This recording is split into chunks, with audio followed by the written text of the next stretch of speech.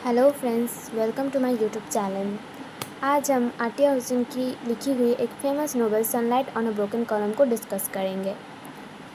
यहाँ पर मैंने उनका डेट ऑफ बर्थ दिया हुआ है 28 अक्टूबर 1913 टू 25 जनवरी 1998। ये जो नोवेल है ना, इस नोवेल की सेटिंग लखनऊ में रखी गई है और 1930 से शुरू होता है और 1947 मतलब जब हमारे देश को आज़ादी मिली थी तब के टाइम पे ये ख़त्म होता है।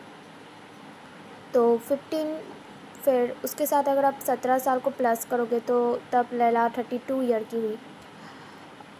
इस नोवेल का जो टाइटल है टी.एस. इलियट्स की फेमस पोएम दी होलो मैन के सेकेंड स्टैंजा से ली हुई है।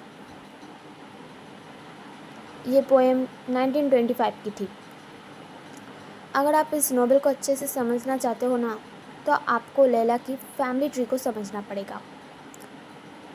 ये है लैला के ग्रैंडफादर, जिसको बाबा जान बोलते हैं, सैयद मोहम्मद हसन।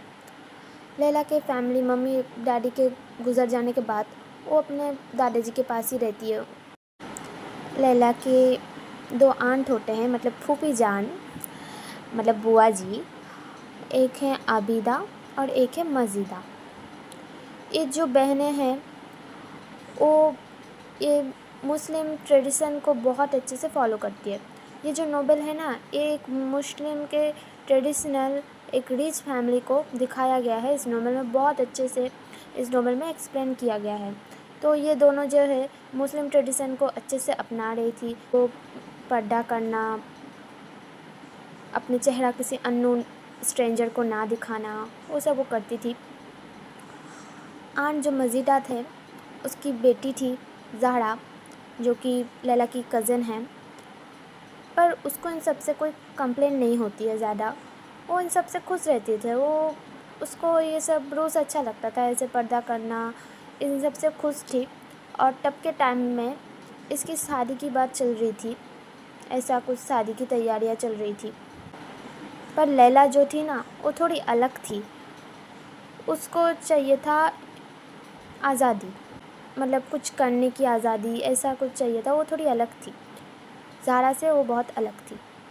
उनके जो दादाजी है वो भी कुछ ठीक नहीं रहते थे, मतलब उनकी भी तबीयत ख़राब होती रहती थी। फिर वो भी एक दिन चल बसे। तब आया लैला की लाइफ में एक बहुत बड़ा बदलाव। वो शिफ्ट हो गई अंकल हमीद, मतलब उसके बड़े पापा, उसके जो पापा जो अहमद थे, जो कि मर चुके हैं, के जो बड़े भैया अंकल हमीद के वहाँ शिफ्ट हो जाती है। लैला का जो टेक केयर था वो अंकल हमीद ही करते थे। अंकल हमीद के 2 बेटे थे, केमाल और सलीम, लैला के 2 कज़न्स हुए। अब लैला काफ़ी बड़ी हो चुकी थी, वो यूनिवर्सिटी में जाने लगी। वहाँ पर उसके कज़न्स भी थे, ये डिस्टेंट कज़न्स हैं, ये भी कैरेक्टर्स हैं पर ये दूर के रिश्तेदार हैं। ये लोग जो थे ना, पॉलिटिकल डिस्कशंस में इन्वॉल्व थे। 2 पक्ष थे उस टाइम में। एक जो सोचते थे कि ब्रिटिश के जो रूल्स है वो सही है, और एक जो सोचते थे नहीं, ये सब सही नहीं है, ऐसा ही कुछ था। पर लैला इन सब में इंटरेस्टेड नहीं थी। वो किसी को जज नहीं कर पाती थी, कि वो किसी का पक्ष नहीं लेती थी। वो अपने आप में ही रहती थी, क्योंकि उस बेचारी के खुद के इतने स्ट्रगल है। वो अपनी ही लाइफ को क्रिटिकल वे से देख रही थी। क्या वो पॉलिटिकल में अपना टांग लड़ाएगी, क्या करेगी, ऐसा था उसका। तो एक दिन उसको उसके अंकल हमीद ने सवाल पूछा, तुम्हारे कॉलेज में जो पॉलिटिकल प्रोटेस्ट चल रही है उसमें तुम्हारा क्या ओपिनियन है? तो लैला ने बोला, मेरा कोई ओपिनियन नहीं है, मेरा तो खुद का ही कुछ करने का आज़ादी नहीं है, मैं क्या देश को आज़ादी दिलाऊंगी। फिर लैला को एक आमिर नाम के लड़के से मोहब्बत हो जाती है और वो उससे निकाह करना चाहती है, मतलब शादी करना चाहती है। एक्चुअली ये एक मुस्लिम कल्चर की नोवेल है ना, तो मैं इसलिए इस एंगल से थोड़ा समझा रही हूँ ताकि आप लोगों को समझ में आए। अभी आमिर के साथ निकाह के लिए तो उसकी फैमिली राज़ी नहीं होती है। तो वो क्या करती है, उनके अगेंस्ट जाकर आमिर से शादी कर लेती है।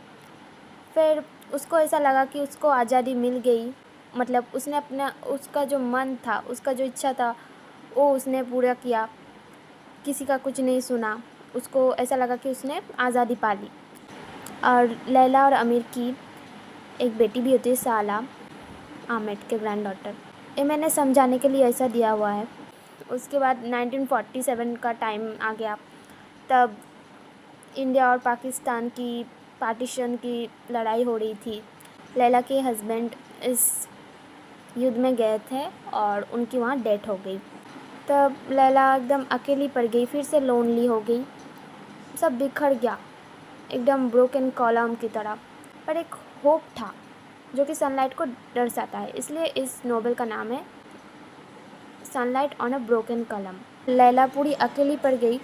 उसके बाद वो नोवेल वहीं पे एंड हो जाता है। मतलब ये नहीं दिखाया जाता कि लैला आगे और क्या करती है, इसके बाद लैला का नेक्स्ट स्टेप क्या होता है, ये सब कुछ दिखाया नहीं गया। वहीं पर वो नोवेल ख़त्म हो जाती है। हमारा जो पेनफुल डिवीज़न हुआ ना पार्टीशन के टाइम पे, इंडिया और पाकिस्तान का जो टूटा था, उस पर कुछ एक होप गिरा था। मतलब जो लाइट फेस, सनलाइट, एक उम्मीद की किरण गिर रही थी। इसीलिए इस नोवेल का नाम है sunlight on a broken column.